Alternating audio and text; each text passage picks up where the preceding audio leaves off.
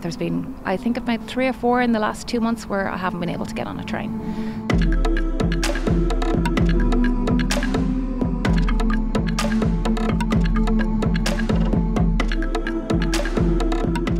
In terms of getting 3 small kids, my youngest is 1, my oldest is 4, out of the house every morning to a creche that only opens at 7:30.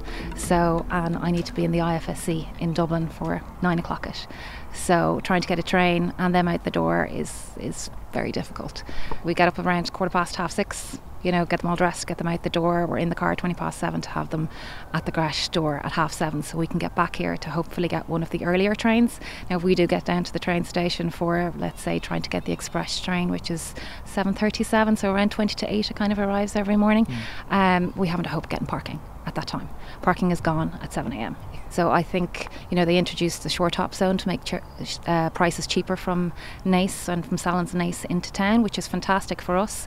But it also means that a lot of people now drive to the train station from other locations, so from Newbridge, even Portleash, so to get the cheaper fare. And I get that. I think the fares are like 50% in the difference to go between Newbridge and here, which is an awful lot of money.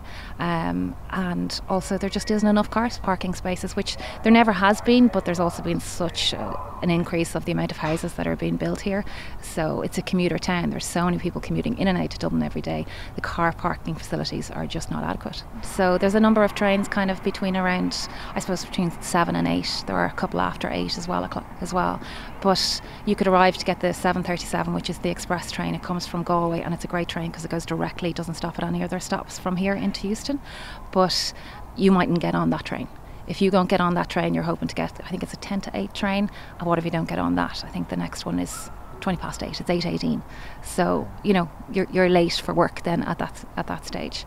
There's been, I think, about 3 or 4 in the last 2 months where I haven't been able to get on a train.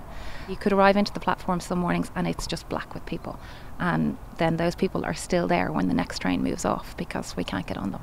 They need more carriages and they need more trains in the morning.